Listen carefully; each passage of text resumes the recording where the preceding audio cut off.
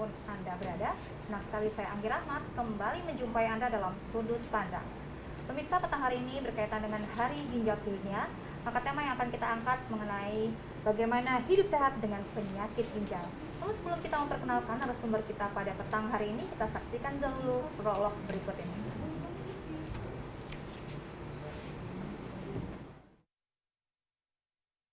Penderita penyakit ginjal kronis (PGK) di Indonesia disebut meningkat hampir 2 kali lipat sejak 2013.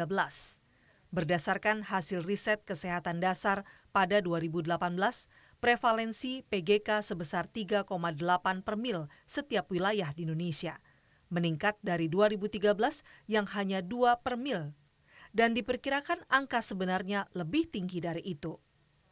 Gagal ginjal menjadi 4 terbesar dalam menghabiskan dana sebesar 12% dana penyakit katastrofik oleh BPJS.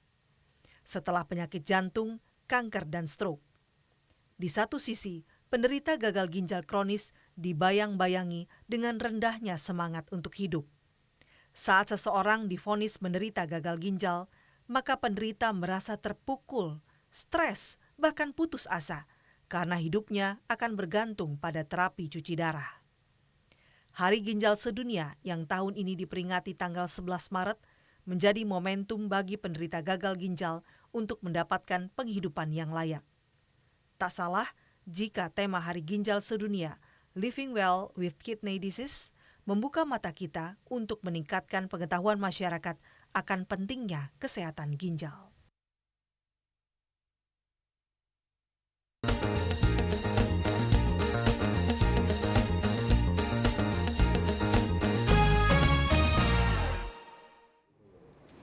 Baik pemirsa, prolog tadi menjelaskan kepada kita bagaimana edukasi, bagaimana penanganan terhadap penyakit ginjal pada saat ini, dan untuk itu kami telah mengundang narasumber yang sudah hadir di studio kami. Saya akan perkenalkan, sudah hadir di studio Bapak Dr. Lukman Pura, SPPD, yang merupakan konsultan ginjal hipertensi. Selamat sore Bapak. Selamat sore Mbak. Dan juga sudah hadir di studio Bapak Herza Yulianto yang merupakan inisiator Lampung Kidney Volunteer. Selamat sore Bapak. Selamat sore Mbak. Baik, tadi sudah kita saksikan bersama Bapak bagaimana prolog menjelaskan apa saja yang berkaitan dengan penyakit ginjal saat ini, bagaimana mengatasinya dan bagaimana mencegahnya. Dan Bapak merupakan salah satu yang aktif untuk mengkampanyekan penanganan penyakit ginjal ini. Mungkin bisa dijelaskan terlebih dahulu, Pak? Ya, terima kasih. Pada kesempatan kali ini ya, saya juga ingin menyampaikan bahwa terkait dengan kegiatan World Kidney Day tahun 2021, ya, yang memang merupakan kegiatan rutin dan juga memang satu wahana bagi semua yang terlibat di dalam pelayanan kesehatan ginjal dan juga termasuk pasien untuk meningkatkan satu kewaspadaan, satu penggugahan ya terhadap pentingnya dan besarnya masalah gagal ginjal yang terjadi di masyarakat. Ya. Baik Bapak. Jadi selama ini ketika Bapak menyampaikan hal-hal tersebut, bagaimana reaksi dari masyarakat sendiri untuk bagaimana mereka melakukan pencegahan hal tersebut? Ya, jadi memang betul apa yang kita ketahui ya, kalau ada seseorang atau keluarga kita ya yang sudah langsung didiagnosis gagal ginjal ya, meskipun kita harus tahu gagal ginjalnya gagal ginjal yang akut atau gagal ginjal kronis. Biasanya sebagaimana kita ketahui bersama tadi disebutkan bahwa pada penderita-penderita gagal ginjal kronis yang membutuhkan terapi pengganti ginjal, biasanya baik pasien maupun keluarganya shock berat ya. Shock berat dan sepertinya sudah akhir dari semuanya. Itu seperti itulah. Jadi memang ya cukup prihatin juga kita. Saya sendiri pun sebagai pelaku kesehatan, kalau pada saat saya mendiagnosa seorang pasien selalu ada perasaan yang berat untuk mengatakannya ya, meskipun harus dikatakan seperti itu. Baik, terima kasih dokter. Nanti kita akan ulas lebih jauh lagi mengenai hal tersebut. Saya ke Pak Herza dulu nih Pak Herza. Baik Pak Herza, tadi juga sudah diperlihatkan pada prolog kita bagaimana yang sudah dialami para penderita gagal ginjal tersebut, dan mungkin apa saja yang tahap-tahap yang akan mereka lalui untuk kesembuhan penyakit mereka saat ini. Dan mungkin Pak Herza sendiri sudah banyak hal yang Pak Herzal lalui yang mungkin bisa di-sharing juga kepada pemirsa yang ada di rumah saat ini? Iya, jadi kesempatan ini mungkin kita sama terima kasih TPRI sudah bantu kita untuk mempublish tentang isu sakit ginjal ini gitu. Nah, apa yang sebenarnya pernah saya alami sebagai salah seorang penderita sakit ginjal gitu, memang di awalnya memang agak shock ya, seperti dokter tadi bilang gitu, bahwa memang karena memang pengetahuan kita tentang ginjal itu sendiri masih sangat terbatas gitu. Di satu sisi memang yang jadi unik ini penyakit ginjal kronis ini juga tanda-tandanya itu sulit untuk dikenali gitu. Tiba-tiba begitu sudah kena, kita udah pada tahap yang lebih lanjut. Nah, itu yang memang menjadi problem besar, bahwa ketika orang mendengar gagal ginjal kronis seperti itu, asumsinya harus cuci darah seumur hidup, dan kayaknya nggak ada harapan lain untuk melakukan aktivitas-aktivitas atau produktivitas yang lainnya. Nah, itu juga menjadi tantangan besar, bahwa setiap orang yang punya pengetahuan masih sangat terbatas tentang ginjal ini sendiri juga akan menghadapi problem secara psikis gitu. Baik Bapak, mungkin juga memang minimnya edukasi kepada masyarakat saat ini bagaimana mentreatment penyakit ginjal itu sendiri. Saya ke Pak Dokter ini, Pak Dokter. Jadi memang banyak sekali hal-hal yang tadi sudah disampaikan pada prolog, tadi juga sedikit disampaikan oleh Pak Herzal sendiri. Nah, kalau kita mencoba untuk berpikirnya lebih awal ke tindakan pencegahan begitu ya Pak Dokter ya. Mungkin apa yang memang harus dilakukan oleh masyarakat awam yang mungkin harus diwaspadai agar mungkin tidak sampai terjadi hal-hal yang mungkin bisa lebih buruk begitu Pak? Ya, baik, terima kasih Mbak. Jadi sebelum kita masuk situ mungkin saya katakan ya, memang permasalahan penyakit ginjal khususnya yang kronis ini sebenarnya amat besar. Jadi perlu keterlibatan semua pihak untuk dapat menurunkannya ya. Jadi besarnya masalah ginjal itu tidak saja dilihat dari komorbiditas atau penyakit yang menyertai dan penyebabnya ya, yang memang berat ya, namun juga financial support yang harus dibutuhkan baik dari keluarga maupun pemerintah. Tadi sudah dikatakan bahwa kalau di tahun 2019 kalau tidak salah ya, Badan BPJS Indonesia itu hampir menghabiskan 4,8 triliun untuk kebutuhan cuci darah bagi penderita-penderita gagal ginjal seluruh Indonesia ini. Karena yang berbasis jaminan kesehatan nasional itu kan cuci darah, yang memakai mesin kan tidak bayar itu. Jadi pikiran. Jadi oleh karena itu perlu upaya bersama untuk menurunkan besarnya masalah gagal ginjal ini ya, baik dari secara personal, komunitas, kelompok, lembaga semua harus ikut. Nah, jadi banyak sebenarnya yang bisa kita lakukan untuk bisa mencegah ini ya, paling tidak apa yang saya katakan tadi ya, edukasi. Ada tindakan-tindakan yang memang kita juga harus segera bisa lakukan dengan makanan yang layak, istirahat yang cukup ya, tidak memakan obat-obat sembarangan. Kalau sudah ada gejala-gejala mengukur tekanan darah, gula darah dan lain sebagainya. Nah, yang penting juga adalah ketersediaan pemeriksaan sederhana yang harus cepat bisa pasien dan keluarga dapatkan. Ya, jadi sehingga pasien-pasien ini atau keluarga-keluarga atau orang-orang secara individual yang curiga ada gangguan ginjal itu segera mereka bisa mendapatkan pemeriksaan yang sederhana, murah, namun cukup bermakna. Baik. Kita akan coba tersambung dengan narasumber yang berada pada Zoom pada petang hari ini. Saya akan sapa Suster Titi Ismi, Eskep, yang merupakan perawat Rumah Sakit Geraha Husada. Selamat sore. Baik, selamat sore. Baik, Suster Titi, bisa mendengar? Ya.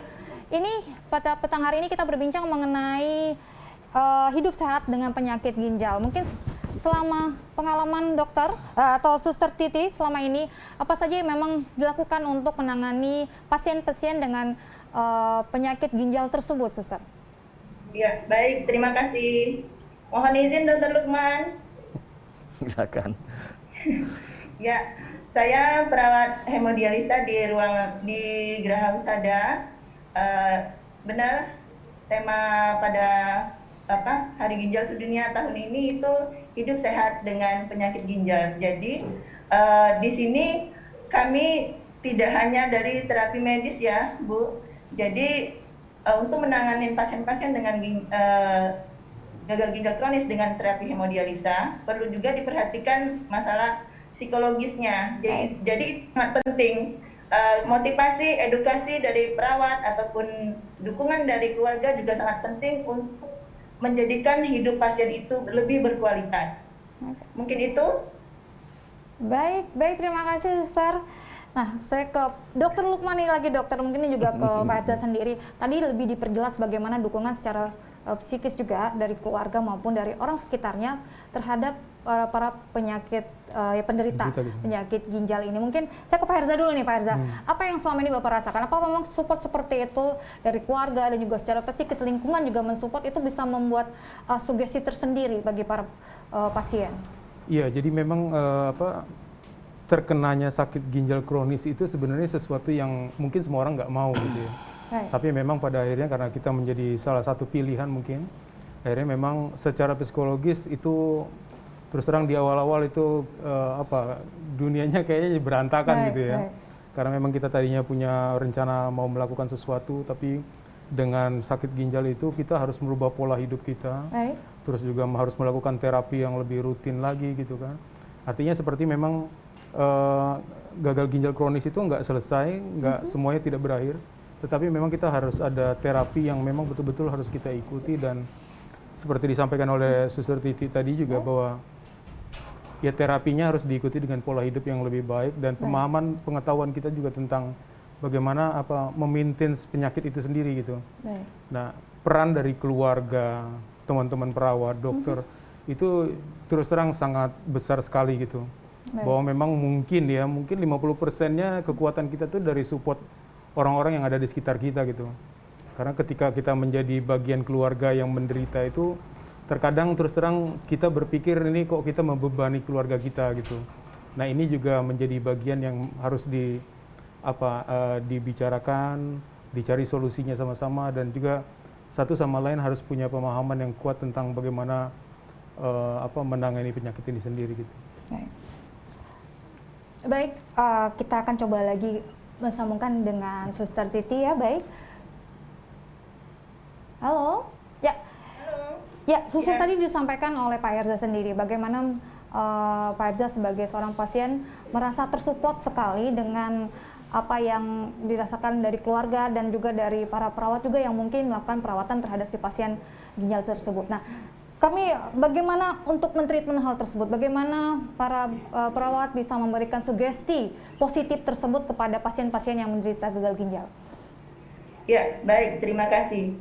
Jadi, untuk pasien-pasien yang baru menjalani atau terdiagnosa gagal ginjal kronis dan harus menjalani hemodialisa, itu tidak mudah ya Bu. Jadi, kita secara bertahap, tidak secara langsung atau dari awal kita sampaikan, tapi pelan-pelan karena tingkat penerimaan pasien dan keluarga itu tidak sama. Jadi dari awal kita dukung, kita beri motivasi, kita berikan contoh-contoh mungkin kepada pasien yang sudah lama, yang sudah survive gitu dengan cuci darahnya, dengan sharing pengalaman. Terus kita juga memantau kondisi pasien, pelan-pelan kita edukasi seperti apa kehidupan dari orang-orang yang sudah menjalani dialisa. Kemudian kita beri informasi bahwa memang hemodialisa itu tidak menyembuhkan, tapi membantu meningkatkan kualitas hidup. Jadi pada pasien-pasien dengan usia produktif itu masih bisa beraktivitas seperti biasa sesuai dengan kemampuannya. Seperti contoh Pak Herza, beliau bisa melakukan kegiatan-kegiatan yang positif. Kemudian pasien-pasien yang mungkin mempunyai pekerjaan seperti pedagang masih bisa berdagang, kemudian yang menjadi tenaga pendidik masih bisa mengajar. Jadi kita kasih harapan bahwa ini bukan akhir dari segalanya, masih bisa beraktivitas, masih bisa berguna. Jadi semangat dan motivasi kami dari perawat, dari dokter dan teman-teman pasien lain juga sangat membantu untuk pasien-pasien yang menjalani dialisa pada awalnya. Baik, terima kasih Bu Titi, benar-benar menularkan semangat para perawat-perawat ini bagaimana mensupport para pasien-pasien gagal ginjal ini agar terus mau melakukan aktivitasnya untuk kesembuhannya. Baik, terima kasih, dan kita akan kembali lagi ke studio ke Pak Dokter yang ada di sini. Tadi sudah kita saksikan, kita juga dengar para perawat bagaimana daya upaya yang sudah dilakukan oleh para perawat untuk mensupport, memberikan sugesti positif dan semangat kepada para penderita gagal ginjal ini. Dan menurut dokter sendiri, apa yang sudah dilakukan saat itu? Ya, jadi memang betul apa yang sudah disampaikan tadi ya. Jadi memang ada tahapannya begitu seseorang maupun keluarga itu ditetapkan gagal ginjal ya. Apalagi membutuhkan terapi pengganti ginjal. Baik. Ada fase-fase denial, penolakan ya berdasarkan kepercayaan, berdasarkan kultur dan lain sebagainya. Nah, jadi memang harus berhati-hati menyampaikannya, kita perlu waktu. Tapi kadang-kadang kami medis ini juga berlomba dengan hal-hal yang mengancam yang pasien tidak tahu sebenarnya. Dengan penerimaan yang harus diterima pasien dan keluarga untuk tindakan lanjutan. Di situ aja kami bermain. Ya. Baik. Sepertinya kita ada penelpon, kita akan jawab dulu penelpon. Halo? Halo? Ya, sepertinya belum tersambung. Iya. Dokter, tadi sudah berkali-kali disinggung mengenai masalah bagaimana pola hidup seseorang. Nah, sebalik lagi, kita lebih baik mencegah daripada mengobati. Nah, kalau berkaitan dengan pola hidup, memang pola hidup seperti apa yang memang seharusnya diterapkan untuk mencegah terjadinya penyakit gagal ginjal ini, Dok? Ya, baik. Jadi kalau kita mau melihat hal itu, ya memang tidak tergantung dari pola hidup. Jadi kalau dilihat dari secara penyebabnya, patogenesis, kalau kami bilang itu, gagal-gagal ginjal itu ada yang inherited, memang sudah melekat dari badannya bawaan lahir. Dari beberapa kasus seperti itu memang ada sumber dari sana. Nah, yang paling banyak ini adalah penyebab-penyebab sekunder. Gagal ginjal itu banyak disebabkan oleh penyakit komorbiditas lainnya, seperti saya katakan tadi ya. Di Indonesia ini dua yang paling besar itu adalah hipertensi dan diabetes mellitus, kencing manis ya. Di samping negara tropis ada infeksi, ada batu ginjal, ada makan salah, jengkol misalnya seperti itu, atau obat-obatan. Nah, inilah beberapa penyebab ya yang pada akhirnya itu akan berkontribusi terjadinya gagal ginjal. Nah, jadi oleh karena itu langkah-langkah upaya pencegahan yang paling dapat kita lakukan secara aktif itu di sehari-hari ya, tentu menjaga pola hidup sehat ya, kemudian kalau ada kecenderungan, ada resiko namanya, resiko pada penyakit-penyakit tertentu, ya tentu kita diagnosis lebih awal dan kita tata laksana dengan baik. Contoh, kalau penyakit diabetes mellitus, dia itu gula darahnya kita atur sebaik-baiknya ya, tidak sampai mencapai normal oke, tetapi kalau bisa normal, karena progresivitas akibat daripada kencing manis ini berdampak kepada gagal ginjal bisa berlangsung lama. Nah, itu jadi itu yang prevensinya ataupun pengobatannya. Demikian juga seperti hipertensi. Hipertensi itu kita atur tidak terjadi fluktuatif yang besar di dalam tekanan darahnya. Kita harapkan tekanan darah itu meningkat secara perlahan-lahan atau dapat kita kendalikan. Dengan kita mengendalikan komorbiditas sebagai penyebabnya resiko itu, maka insya Allah juga kita mampu untuk menekan, paling tidak mendelay kemungkinan terjadinya gagal ginjal kronik yang membutuhkan terapi pengganti ginjal tadi, cuci darah tadi. Itu saya pikir. Baik, saya ke Pak Herza nih, Pak Herza. Mungkin sebagai salah satu pasien yang merupakan penderita gagal ginjal saat ini, apa yang membuat Bapak akhirnya ingin mendirikan Lampung Kidney Volunteer ini? Ya, terima kasih. Jadi memang saya kebetulan backgroundnya itu NGO. Jadi memang saya penggiat di lingkungan hidup seperti itu. Nah, di 2019 itu sebenarnya hal yang sangat mengagetkan gitu. Ketika harus divonis bahwa saya kena gagal ginjal, sempat menolak terus terang, sampai 6 bulan saya nggak mau dicuci darah gitu. Tapi akhirnya memang ya kondisinya memang harus melakukan itu. Nah, kenapa kita punya pikiran untuk mengembangkan atau membuat Lampung Kidney Volunteer ini? Sebenarnya kita ingin orang jangan sampai mengalami apa yang sebenarnya kita alami gitu. Karena ya kebetulan ya saya sudah berkeluarga, begitu kejadian seperti itu semua tuh serba menjadi sesuatu yang luar biasa dan memang apa ya, kita nggak tahu harus melakukan apa gitu, karena memang pengetahuan kita juga terbatas. Begitu divonis seperti itu kita harus melakukan cuci darah, kita ngelihat jarumnya aja itu udah luar biasa kayaknya ketakutan gitu. Nah akhirnya memang kita juga melihat berkomunikasi dengan banyak teman seperti itu. Yang kita lihat sebenarnya edukasi tentang sakit ginjal itu sendiri sebenarnya di masyarakat kita masih sangat terbatas. Nah itu yang sebenarnya menjadi geliat kita juga, bagaimana sebenarnya soal gagal ginjal itu juga orang harus paham. Baik.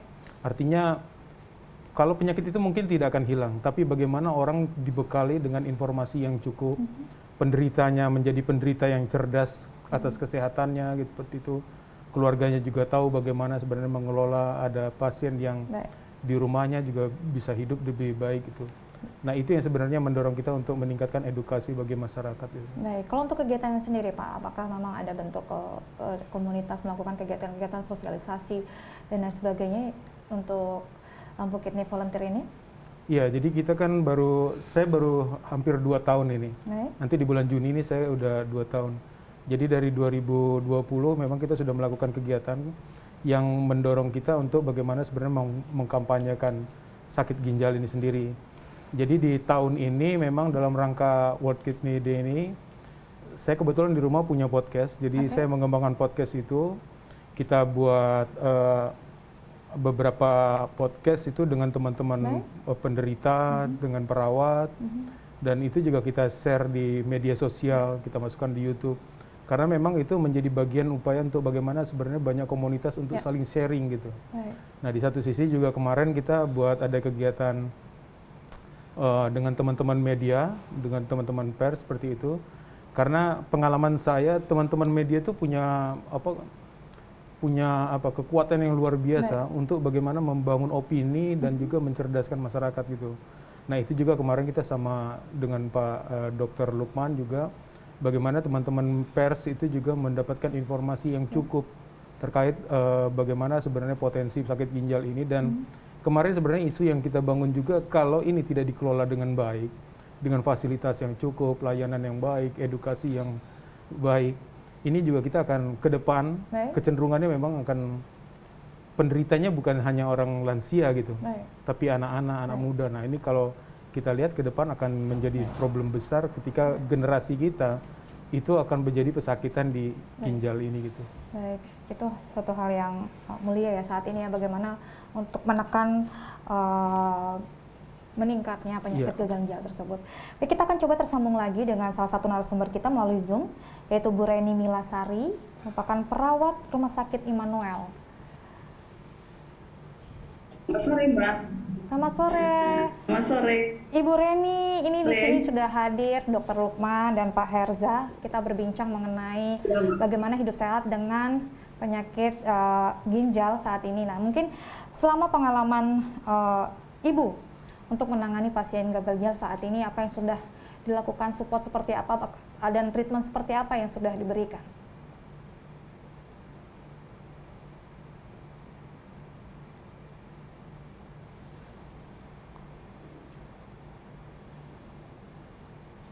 Halo?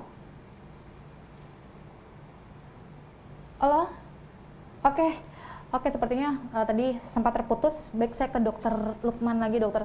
Tadi juga sudah disampaikan oleh bagaimana membuat satu bentuk komunitas dan aktivitas seperti podcast dan sebagainya untuk sharing informasi mengenai penyakit tersebut, bagaimana mengatasinya seperti ini. Walaupun mungkin tidak bisa sepenuhnya disembuhkan, namun ada tips-tips juga untuk mentreatment diri kita sendiri terhadap penyakit itu. Dan menurut dokter sendiri, aktivitas tersebut memiliki nilai manfaat yang luar biasa ya dok ya. Mungkin ada tanggapan dari dokter? Iya, betul Mbak. Jadi memang apa yang memang disampaikan oleh Bu Titi ya, dan juga Pak Herza terkait dengan komunitas ini membentuk satu kesatuan ya, seperti apa yang beliau Lampung Kidney Volunteer ini lakukan, ya menurut saya bukan suatu usaha yang luar biasa. Bukan semata-mata karena beliau ini seorang penderita gagal ginjal ya, tetapi saya sih sebagai praktisi ya sampai mungkin tidak bisa berkata-kata Mbak. Kalau seandainya melihat bagaimana kawan-kawan itu, para pasien, para keluarga kita itu ya harus menjalani cuci darah itu ya. Jadi narasi, kalimat, dukungan moral itu jangan sampai melukai ya. Nah, yang saya senang dengan adanya kelompok ini ada edukasi yang dilakukan, ada upaya-upaya aktif yang dilakukan baik. Karena mereka ini Mbak ya, Tidak kita katakan pada orang-orang yang tidak berpotensi, bukan. Ini kena kepada orang yang educated, ya, yang memang punya kemampuan yang tinggi, kemudian pekerjaan yang besar, tanggung jawab yang besar. Jadi peran kita kalau tidak benar-benar kita juga berikan support yang tinggi kepada mereka, sama tadi. Siapapun juga, ya, setinggi apapun pendidikan, kekuasaan dan lain sebagainya, begitu mendapat vonis itu sepertinya kayak meruntuh. Seperti, nah ini yang kita bangun, bahwa mohon maaf kalau saya bilang ini mungkin amanah yang diberikan Tuhan kepada kita, karena mungkin Tuhan kita tidak tahu. Tuhan menghindarkan apa dengan kita menderita sakit ini. Itu harus berpikir positif. Nah, kalau orang-orang yang punya kemampuan lebih dan sebagainya, dengan adanya komunitas ini mereka sharing. Ya, jadi mereka ada yang kelompok dialisis, ada kelompok yang cuci darah dengan perut, ada yang kelompok transplant, ya. Karena kan pengobatan ginjal itu macam-macam kalau ginjal ayam. Mereka sharing. Lo dapat obat ini gimana rasanya? Aduh, pala gue pusing. Gimana lo masih ada ini? Gue masih ada itu. Akhirnya terbentuk sambil membina silaturahmi. Ada ventilasi mereka berinteraksi secara dengan permasalahan yang sama, gagal ginjal ini. Jadi saling menguatkan lah begitu. Saling menguatkan. Itu penting sekali itu ya, penting. Baik, nanti kita akan bahas lagi bersama Pak Erza, namun kita akan panggil kembali narasumber kita. Baik, Ibu Reni Milasari yang merupakan perawat Rumah Sakit Immanuel. Iya. Ya, baik Ibu. Baik Ibu, sepertinya tadi terputus. Kembali kita hari ini berbincang mengenai hidup sehat penyakit ginjal, dan kita sudah bersama Dr. Lukman dan Pak Herza. Mungkin bisa sedikit berbagi pengalaman, tips dan trik selama menangani pasien-pasien yang penyakit ginjal dan bagaimana memberikan support positif kepada para pasien gagal ginjal tersebut. Memang ya, Mbak Anggi, pasien-pasien kita kebanyakan stres. Pasti mereka bukan alternatif aja yang dipakai mereka, alternatif juga iya, tradisional, terus medis juga iya. Nah, disinilah fungsi perawat untuk meluruskan mereka bahwa mereka harus berkonsultasi kepada dokter atau perawat yang berkompeten terhadap penyakit ginjal ini, sehingga kualitas hidup mereka bisa lebih baik, mereka bisa melakukan aktivitas yang bisa mencari nafkah dan bekerja dan lain sebagainya gitu, Mbak Anggi. Baik, ini jadi satu PR ya Bu, selain mencoba untuk treatment penyakitnya sendiri, tapi bagaimana mensuges itu membuat mereka bangkit kembali dari stresnya, itu juga mungkin suatu PR yang berat juga untuk para perawat ya Bu. Mungkin bisa dijelaskan kembali bagaimana upaya untuk membangkitkan kembali semangat itu. Semangat mereka, ya Mbak Anggi. Memang kalau sekarang ini pasien lebih memilih di mana mereka lebih trust ke pasien. Misalnya Ibu A lebih trust ke perawat yang ini, Ibu B lebih trust kepada perawat yang ini. Nah, disinilah fungsi perawat juga, yaitu pertama kita menjalin persahabatan, kita bertanya tentang anaknya. Pasien rata-rata senang ya Mbak untuk curhat dan lain sebagainya. Nah, kemudian kita pasti, Bu, nanti kalau ada apa-apa telepon perawatnya. Jangan segan lah untuk berkonsultasi gimana caranya supaya makan yang dilarang itu seperti apa. Kadang-kadang gini Mbak Anggi, Sus boleh makan pecel Sus? Oh boleh, kalau pas HD aja mau HD ya, jangan sebelum HD atau setelah HD, kata saya. Nanti kalau sesek susah orang rumah, gitu Mbak Anggi. Baik, mungkin kendala yang mungkin agak sedikit berat, bagaimana pada saat seperti apa ketika menangani para penyakit ginjal ini? Kendalanya yang berat ini mereka susah retriksi cairan ya Mbak Anggi. Jadi kadang ya kita tetap monitornya, apalagi datang ya dengan keadaan batuk ya dokter, batuk, terus suara paru ada, dan pasien batuk-batuk dan sesak nafas seperti ikan koki yang di luar air gitu Mbak Anggi. Nah, kita masuk kepada mereka, jadi kita memberikan edukasi tentang retriksi cairan atau pembatasan cairan, Mbak. Baik, sukses terus untuk para perawat. Semangat terus untuk menularkan semangat positif itu kepada para pasien ya. Baik, terima kasih Suster Reni. Demikian tadi ya, sudah kita dengar bersama bagaimana para upaya para perawat sendiri untuk membangkitkan, juga untuk terus memberikan edukasi kepada para penderita penyakit ginjal. Tadi sempat disampaikan oleh Pak Herza ketika mendapat vonis tersebut, ada denial ya Pak ya, itu sampai 6 bulan. Jadi 6 bulan itu pasti butuh waktu yang panjang, setengah tahun untuk menerima dan akhirnya mau melakukan perawatan. Nah, selama 6 bulan itu, apakah mungkin memang ada hal-hal yang mungkin bisa di-sharing juga kepada para penderita juga, bagaimana untuk mencoba menerima keadaan tersebut, Pak Herza, silakan. Ya, jadi memang itu tadi yang seperti dokter bilang ya, jadi begitu divonis kita tuh ada penolakan gitu. Baik. Kenapa kok ini yang terjadinya sama saya, segala macam gitu. Nah, artinya juga itu yang memang secara perlahan, ya mau tidak mau terus terang aja, kita juga mengedukasi diri kita juga, mencari informasi, mulai bertanya sana sini gitu. Apa sih sebenarnya, apa yang harus dilakukan gitu.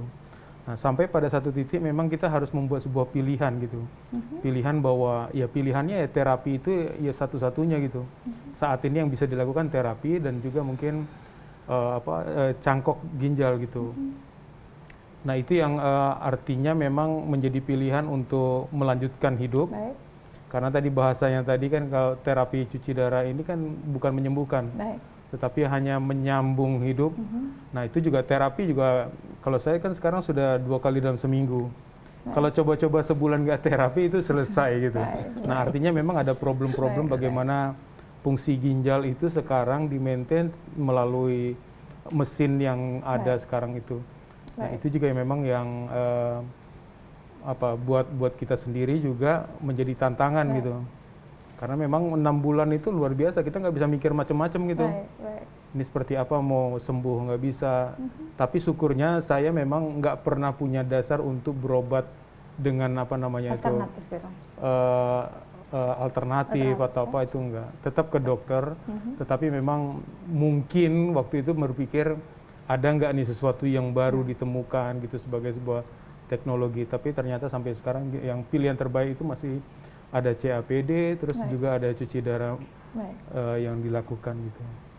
Baik, terima kasih Pak Herza. Mudah-mudahan ini juga bisa menjadi satu edukasi juga pada pemirsa yang di rumah saat ini bagaimana untuk menerima situasi tersebut. Saya ke dokter lagi, Pak Dokter. Jadi di sini tadi butuh kedisiplinan pasca pengobatan, karena seperti yang disampaikan Pak Herza, kalau memang lalai lagi untuk ini mungkin akan ada beberapa akibat juga. Nah, ini untuk membuat pasien disiplin menjalani perawatannya, karena memang tadi disampaikan ini tidak total menyembuhkan, tapi untuk memperpanjang waktu perawatannya sendiri juga. Nah, mungkin ada tips dan trik juga dari dokter bagaimana mereka harus disiplin menghadapi hal tersebut. Ya, baik, terima kasih Mbak. Jadi sebelum menjawab itu saya kasih sedikit penerangan soal terapi pengganti ginjal ya. Kadang-kadang pada satu kasus itu pasien-pasien itu ya menolak untuk cuci darah. Nah, ini yang perlu diketahui juga. Gagal ginjal itu ada 2, gagal ginjal akut, ada gagal ginjal kronis. Yang membutuhkan terapi pengganti ginjal seumur hidupnya itu namanya gagal ginjal kronis. Tapi pada kondisi-kondisi tertentu ada gagal ginjal akut yang memang juga membutuhkan cuci darah, tapi namanya terapi support ginjal. Nah, dia hanya sekali 2 kali dicuci, dia kembali lagi. Makanya sering di masyarakat, saya sudah dicuci, tapi kembali. Ya, sebenarnya diagnosisnya itu bukan seperti itu. Nah, ini terapi pengganti ginjal, diganti ginjalnya. Nah, pada gagal ginjal tahap akhirnya stadium 5 itu ada stadiumnya, Mbak. Tidak semua gagal ginjal yang tahap 1, tahap 2. Nah, ini yang dokter dan perawat itu membuat delay-nya lama. Sehingga sampai dia di bawah itu membutuhkan terapi pengganti itu dia lama. Nah, itu berarti kan kualitas hidup dapat kita pertahankan. Nah, itu ada 2 pengobatannya. 1 transplant, ya. Transplant itu adalah dengan mengganti ginjal orang yang kita peroleh dari donor namanya, dan yang menerima namanya resipien, yang dimasukkan ke dalam rongga perut. Jadi nanti pasien yang namanya transplant itu 3 ginjalnya. 2 yang gagal, 1 yang baru. Tuhan memang sudah menyediakan itu ya, makanya gagal ginjal tuh kita boleh kasih ke orang. Karena dia 2. 1 ginjal di dalam tubuh itu mampu menjaga kesehatan manusia itu. Ya, tapi ini dikasih 2 karena memang 1 mungkin masih bisa disumbangkan kepada yang membutuhkan. Nah, kalau dia diterapi dengan transplantasi itu hampir semua fungsi ginjal itu dapat digantikan. Nah, yang kedua adalah terapi dengan dialisis. Kebanyakan orang tahu terapi dialisis itu dengan cuci darah pakai mesin. Nah, jadi yang namanya cuci darah itu orang selalu identik dengan cuci darah pakai mesin. Suster Reni ini adalah salah satu perawat yang ahli dicuci darah pakai perut. Jadi itu namanya CAPD. CAPD itu Continuous Ambulatory Peritoneal Dialysis. Kalau bahasa Indonesianya dialitis peritoneal, peritoneal itu selaput perut, mandiri berkesinambungan. Itu terjemahannya kira-kira. Itu kadang-kadang dokter yang memilihkan. Apalagi pada komunitas gagal ginjal yang datang saja tidak tahu apa-apa, dokter dan perawat. Ya itu tadi, dengan melihat potensi dari pasien. Kalau seorang manajer, CEO, pasien-pasien saya banyak di Bandung maupun di Lampung ini. Saya harus menunjang guru-guru besar, ya. Saya harus bisa mampu menunjang aktivitas apa yang menjadi. Sehingga timbul perasaan percaya diri yang tinggi. Itu yang memperpendek denial itu. Nah, itu yang penting. Nah, 3 macam pengobatan ini memiliki karakteristik sendiri. Nah, oleh karena itu disiplin terhadap ketiga pengobatan ini penting. Katakanlah gini, kalau orang dialisis dengan cuci darah dengan mesin, itu restriksi cairannya, penahan cairannya, makanan-makanan tertentu. Menjelang cuci darah, tidak boleh makan makanan tertentu yang diketahui perawat dan dokternya. Itu yang tadi Mbak Reni bilang, boleh makan pecel nggak? Mbak Reni kan mikir, dalam pecel tuh ada kacang, ada cabai. Nah itu, ya jadi disiplin untuk menjaga hal-hal itu. Tapi kalau ada cuci darah dengan perut, mungkin agak lebih bebas makannya. Sedangkan transplantasi mungkin bebas karena memang barang itu yang normal memang ada di dalam tubuh. Jadi memang perlu kedisiplinan dan aksesibilitas kepada konsulennya, dan artinya perawat maupun dokter. Mereka ini harus diberikan akses, mau tengah malam, mau jam berapa. Kalau mereka batas gitu susah, apalagi di zaman elektronik ini yang mudah teleponnya. Kalau ada keraguan, keengganan kita sebagai penyangga mereka itu untuk susah dihubungi, repot sekali. Jadi memang harus ada kerelaan, kesediaan perawat dokter itu menyediakan waktu buat mereka. Jadi mereka itu dengan mudah dan tenang, sampai hal-hal kecil pun mereka itu bertanya. Nah, jadi kita harus ada support di situ, di samping disiplin yang tinggi dan edukasi serta informasi yang tepat kepada mereka. Baik, kita juga terima kasih Pak Dokter. Mungkin kita akan coba kembali untuk terhubung dengan narasumber, merupakan salah satu pasien juga, yaitu Bu Maisaro. Ya. Baik. Ini pasiennya. Halo, dengan Ibu Maisaro? Ya, betul sekali. Ya, Ibu Maisaro merupakan salah satu pasien penyakit ginjal yang saat ini mungkin bisa berbagi pengalaman apa saja yang sudah dilalui selama melakukan perawatan terhadap penyakit ginjal tersebut, Ibu. Alhamdulillah penyakit ginjal ini saya menjalani sudah hampir 3 tahun ini. Baik. Alhamdulillah semakin sehat. Baik. CAPD ini. Oke. Ya, 23 tahun saya rasa itu waktu yang cukup lama. 3 Ibu. tahun.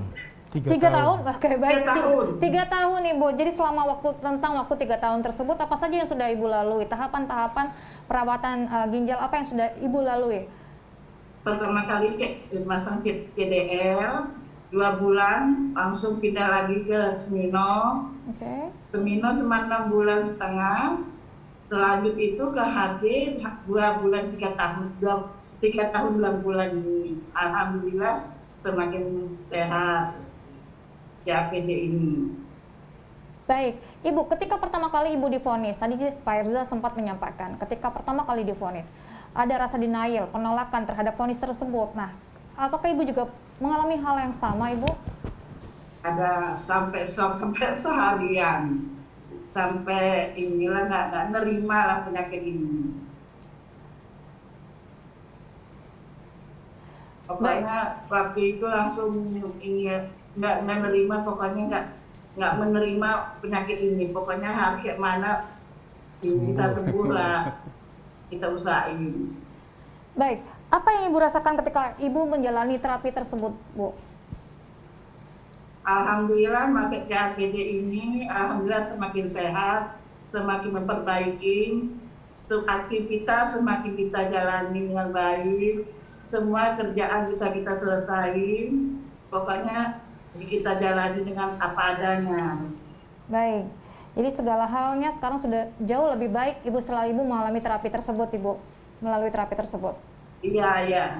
Baik, Ibu ingin coba menyampaikan apa yang mungkin berbagi pengalaman apa yang mungkin harus dilakukan oleh para penderita penyakit ginjal. Mungkin Ibu mau sharing pengalaman apa yang harus dilakukan. Kita harus mempunyai jiwa semangat yang tinggi, punya positif yang relatif, yang kerja kita itu semangat kerja lah pokoknya. Oke. Baik, Ibu Maisaro, kami doakan semoga Ibu semakin sehat ya Ibu ya, dan dan semua yang sudah dilewatan ini dapat membuat Ibu semakin semangat, dan juga apa yang tadi Ibu sharing bisa mengedukasi juga para pemirsa di rumah untuk mungkin bisa kepada para saudara, sanak saudara yang mengalami penyakit yang sama dengan Ibu untuk melakukan hal yang sama untuk berbagi semangat. Terima kasih Ibu Maisaro, dan kami kembali ke studio. Baik, saya ke Pak Herza lagi nih Pak Herza. Ini ada pasien juga sama mungkin yang Ibu Maisaro lalui seperti dengan Pak Herza lalui saat ini.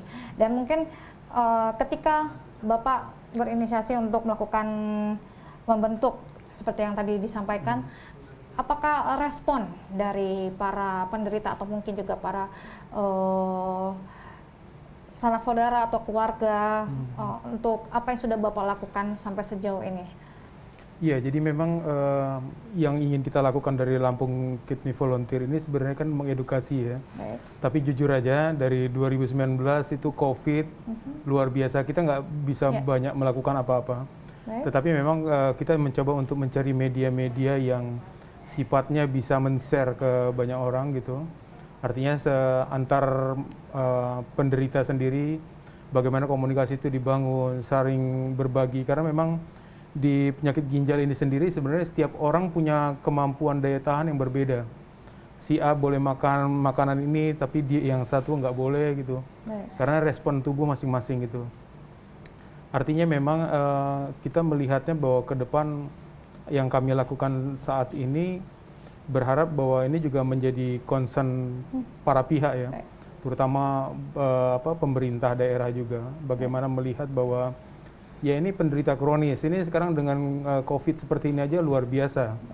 Itu sampai beberapa pasien kadang-kadang takut untuk ke rumah sakit, karena seperti kita ini kan udah makan obatnya tuh udah tiap bulan. Ada yang tahan dia nggak mau ke rumah sakit dan beli sendiri gitu. Nah artinya juga ini bagaimana akses para penderita kronis ini juga bisa difasilitasi, sehingga memang ya tadi seperti dokter bilang bahwa betul ada BPJS, kita dibantu dari proses itu, tetapi memang ke depan kita berharap juga layanan-layanan ini bisa menyentuh sampai ke daerah-daerah. Jadi seperti cuci darah itu mungkin di perkotaan aja, CAPD mungkin sekarang menjadi pilihan yang bisa dilakukan di tempat-tempat di pelosok seperti itu karena dia lebih mandiri gitu. Nah ini juga saya pikir ada alternatif, pilihannya ada. Hanya saja bagaimana sebenarnya informasi itu disebarluaskan dan juga ada kebijakan-kebijakan yang mendukung terkait bagaimana meningkatkan fasilitas, sarana, dan layanan para penderita gagal ginjal kronis seperti itu. Baik Pak Reza, tadi Pak Reza sempat menyinggung kedisiplinan mengenai mungkin tadi Pak Dokter juga sampaikan makanan mungkin harus diatur dan dijaga juga. Kalau mengenai aktivitas Bapak, apakah ada beberapa aktivitas yang mungkin harus dibatasi pasca pengobatan atau treatment tersebut? Ya, kalau saat ini memang ada keterbatasan ya. Artinya memang kalau kami yang sudah penderita ini kan HB-nya itu rendah. Itu akan lebih cepat capek seperti itu. Apalagi kalau misalnya seperti saya, kalau habis cuci darah seperti itu udah lemas. Jadi nutrisi di darah itu terkuras gitu. Sehingga memang yang diarahkan adalah bagaimana meningkatkan asupan protein untuk seperti itu. Nah ini juga yang menjadi pengetahuan kita yang memang harus kita pegang teguh gitu. Artinya dari sisi makanan, aktivitas pasti kita berkurang. Kita nggak bisa lagi terlalu capek seperti itu. Nah tinggal memang kita membuat pilihan-pilihan aktivitas yang yang realistis aja dengan kondisi yang kita ada sekarang saat ini itu. Baik, baik Pak Dokter. Dengan keterbatasan juga untuk kegiatan fisik, apakah memang para penderita gagal ginjal ini tidak diperbolehkan untuk melakukan olahraga begitu? Ya betul. Jadi memang kadang-kadang kita harus membatasi aktivitas sejalan dengan perjalanan kronisitas sakitnya. Baik. Tapi secara umum tidak ya. Jadi pada penderita-penderita gagal ginjal itu sejauh yang bersangkutan berkeinginan kuat, kemudian secara klinis dan fisik mendukung, kita justru mendukung. Baik. Termasuk olahraga. Baik. Itu kita ada senam juga ginjal itu. Jadi ada olahraga yang ringan yang memang Baik. diharuskan, tetapi olahraganya tentu yang tidak berimpact besar. Baik. Mau main tenis lapangan, segala enggak lah ya, tetapi jalan, aktivitas, ya, stretching dan lain sebagainya ya, yang memang kadang-kadang di tempat-tempat unit pelayanan tertentu itu mereka kadang-kadang senam dulu, ya jadinya. Jadi memang ada betul pembatasan-pembatasan, terutama pada kondisi-kondisi juga tertentu. Tapi secara umum penyuluhan yang kita lakukan, edukasi yang kita lakukan kepada komunitas ini tetap mempertahankan pola hidup sehat ya. Baik. Jadi makanan yang memang sudah kita atur, juga aktivitas fisik, kemudian juga ya aktivitas bermain juga jangan lupa. Baik, Karena baik. mereka juga masih insan sosial yang membutuhkan Baik. Harus kontak. happy ya, Dok, Iya, ya? harus happy. Baik, Senang itu, sekali. itu ya. yang utama ya. Untuk membangkitkan Ya. imun juga harus happy. Kadang-kadang arisan pasiennya. Yang penting happy ya Pak ya Iya, saat itu. happy aja.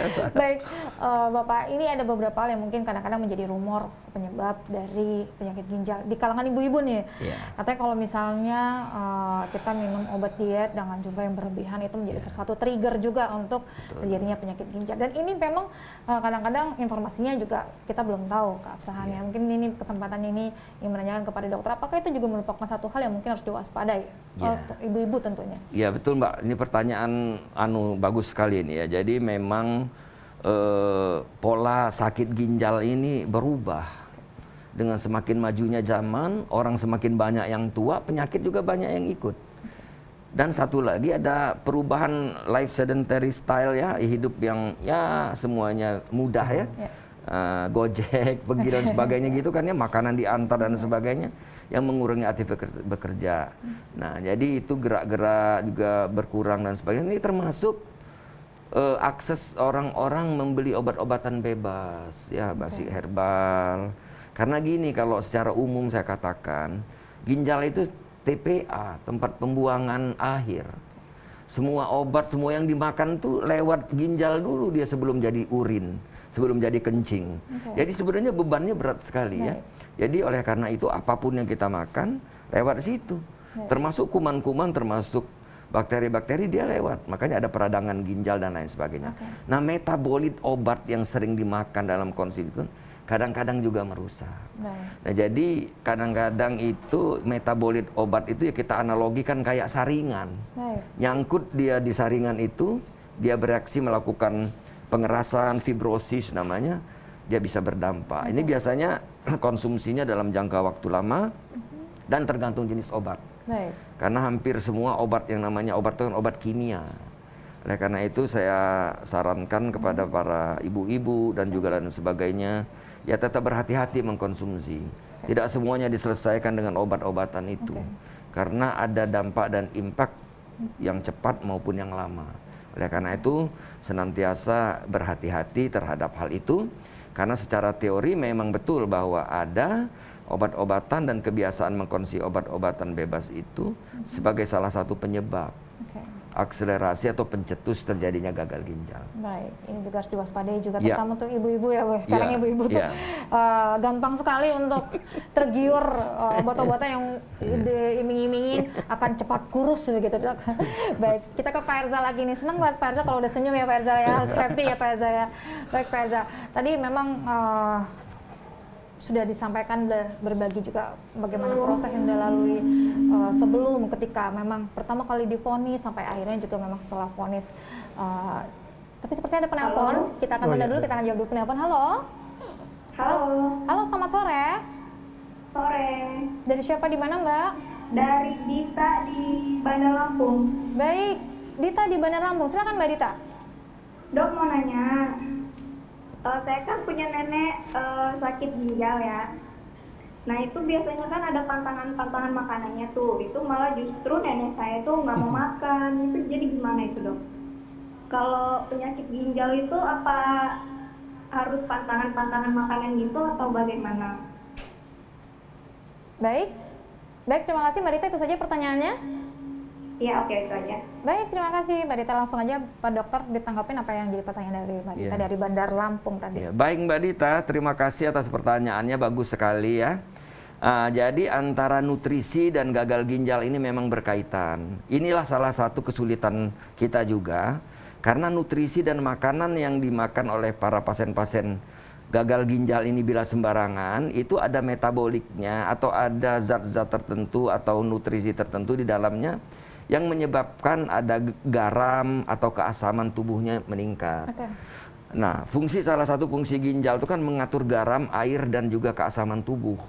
Jadi kalau ada makanan-makanan tertentu memang kita strict, kita larang betul-betul ya.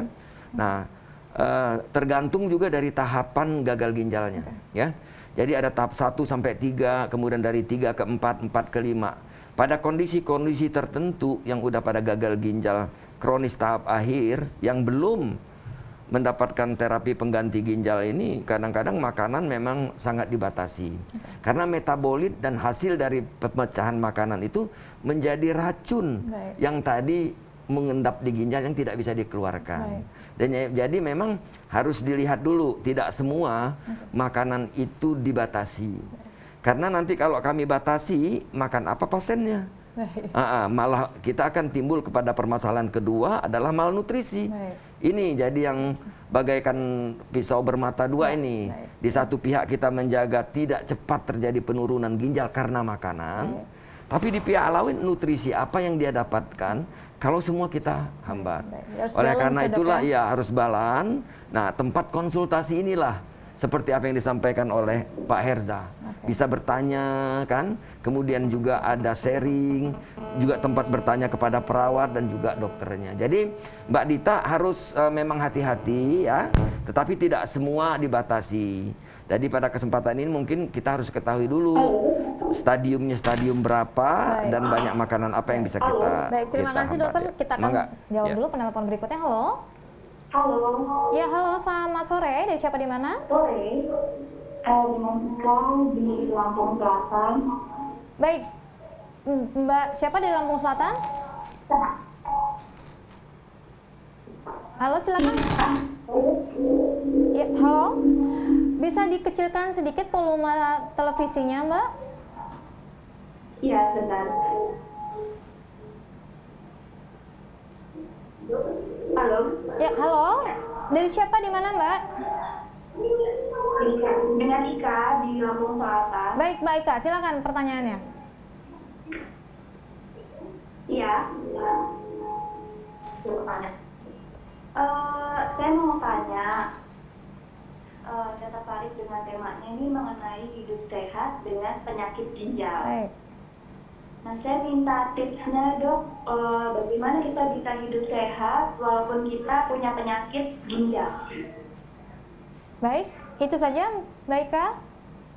Ya.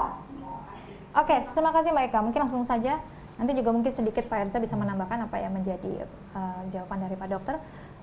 Silakan, baik, dokter. benar Mbak Ika, terima kasih dari Lampung Selatan. Pertanyaannya juga bagus sekali terkait juga dengan tema kita. Jadi itu memang penting kita membangun kepercayaan daripada pasien bahwa sakit ginjal itu bukan merupakan akhir segalanya. Itu sebenarnya maknanya. Jadi tema itu adalah tema positif, tema promotif yang mengingatkan pasien, keluarga dan semua kita bahwa pasien-pasien ini masih memiliki potensi ya. Bahkan mungkin bisa di atas rata-rata, cuman karena ada sakit aja mungkin jatuh mentalnya. Nah, ini yang perlu kita bangunkan. Hidup sehat dengan ginjal itu selain saja secara fisik, ya, artinya tidak mengakselerasi penyakitnya lebih cepat, ya, dengan melakukan tindakan-tindakan pencegahan, pengurangan dan pengobatan, namun juga mental. Jadi hidup sehat, hidup bermakna, hidup berkualitas dengan gagal ginjal ini juga terkait semuanya. Jadi baik secara fisik maupun mental terutama. membangkitkan keyakinan kepada percaya dirinya bahwa dia masih bisa berbuat, masih banyak yang bisa dia perbuat secara positif. Nah itulah kira-kira. Kalau tindakan-tindakan fisiknya juga dalam arti kata ya obat-obatan dengan tepat, ya menjaga tekanan darah dan sebagainya, supaya tetap mempertahankan quality of life itu. Ibu-ibu masih tetap pengajian, masih bisa bergosip pria, masih bisa arisan, itu fungsi kita. Jangan semuanya sudah di rumah saja, tidak. Ya, ini peran kita. Jadi kita harus bersama-sama untuk mendukung hal ini. Demikian Mbak Ika. Baik, terima kasih luar biasa Pak Dokter. Mungkin ingin ditambahkan oleh Pak Herza bagaimana apa yang menjadi pertanyaan dari Mbak Ika tadi? Iya, artinya memang kalau soal pembatasan segala macam itu tadi yang seperti saya katakan bahwa setiap orang dia punya kemampuan adaptasi yang berbeda-beda gitu. Nah memang yang menarik jujur saja di sakit ginjal ini akhirnya kita harus mau banyak belajar sebenarnya. Jadi mengenali apa yang kita makan, dampaknya ke tubuh seperti apa gitu. Itu yang harus hari demi hari juga harus kita coba jadi kita mengevaluasi diri kita sendiri juga gitu. Kalau kita boleh makan ini sedikit, itu dampaknya seperti apa gitu. Kalau makan pedas tiba-tiba ada terasa seperti apa, berarti itu harus stop gitu. Nah ini ada parameter masing-masing orang yang memang harus dikenali, dicoba, dan memang saya sepakat sebenarnya memang kalau saya awalnya tadinya nggak percaya bahwa ini nggak boleh. Saya itu dari 75 kilo turun sampai 15 kilo. Tapi setelah itu ketemu dengan komunitas, ketemu dengan teman-teman yang sudah pengalaman segala macam. Artinya kita mencoba untuk meningkatkan nutrisi. Pelan-pelan itu naik lagi gitu. Nah, artinya memang kita juga seiring waktu dengan mengenali penyakit kita juga bisa mengatur gitu. Apa asupan-asupan apa aja yang sebenarnya menjadi baik untuk tubuh kita gitu. Karena banyak orang yang bilang kan nggak boleh makan belimbing, nggak boleh makan pisang gitu. Nah kadang-kadang banyak yang nggak tahu juga kenapa nggak boleh dimakan itu. Ternyata itu kaitannya misalnya dengan kaliumnya. Ada apa dengan kalium? Kalau kaliumnya tinggi itu akan berpengaruh misalnya ke jantung segala macam. Jadi kita penderita ini sekarang udah jadi kayak tenaga kesehatan juga mau nggak mau harus mengenali itu gitu. Karena kalau tidak ya kita juga akan problem sekarang jujur aja banyak yang udah usia lansia gitu, mereka tidak sempat lagi untuk mencari informasi itu dan mereka hanya menjalani proses sisa-sisa sakitnya itu dengan tidak menambah edukasi yang mereka punya gitu. Baik, ini menarik sekali ya seperti Bapak sampaikan bagaimana mengenali diri kita sendiri, bagaimana berdamai dengan diri kita sendiri saat itu, bagaimana kita harus belajar agar secara overall tubuh kita memang bisa terus bertahan survive dengan kondisi itu. Dan ini mungkin suatu hal yang menarik ya Dok, ketika terus terang saya mendengar ceritanya Pak Herza dari awal ketika denial dan sebagainya, terus menjalani berbagai proses saat itu dan bagaimana sekarang malah menjadi bagian untuk mengedukasi pasien-pasien lain, membangkitkan, menebarkan semangat juga, itu satu hal yang justru punya nilai yang luar biasa bagi kita dan mudah-mudahan pemirsa juga di rumah bisa merasakan juga manfaatnya. Mungkin ini yang di penghujung acara kita kepada Pak Dokter sendiri, apa yang memang akan coba disampaikan kepada pemirsa saat ini bagaimana untuk menghadapi penyakit seperti ini. Mungkin ini juga bermanfaat bagi keluarga ataupun sanak saudara yang menderita penyakit ginjal tersebut, Dok. Baik, terima kasih. Mungkin di akhir acara ini saya ingin mengingatkan, meng-highlight juga pentingnya peran pemerintah, ya, penyedia provider pelayanan kesehatan. Semua sejak 2014 jaminan kesehatan nasional diberlakukan, pelayanan kesehatan ginjal khususnya cuci darah ini dan transplantasi juga itu sudah ditanggung pemerintah. Jadi itu amat sangat biaya yang besar dan pemerintah sudah turun tangan mengatasi pelayanan publik ini khususnya pelayanan kesehatannya dengan tapi karena jumlahnya memang amat sangat besar dan biaya sangat besar itu jadi perlu kerjasama kita semua shareholder dan stakeholder dari pemerintah pusat sampai pelaksana praktisi di bawah harus bersama-sama termasuk komunitas seperti apa yang beliau lakukan. Nah, saya ingin menitipkan pesan kepada saudara saya, kepada keluarga saya, kepada kawan-kawan para komunitas penyakit ginjal kronik ini, bahwa penyakit ginjal ini bukan akhir segalanya.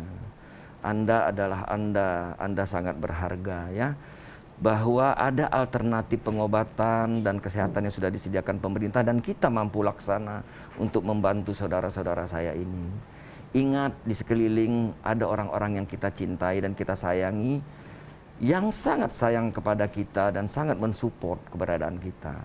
Jangan kalah, tetap bangun semangat dan berpikir positif bahwa kita masih bisa melakukan apa yang orang lain bahkan mungkin tidak bisa lakukan.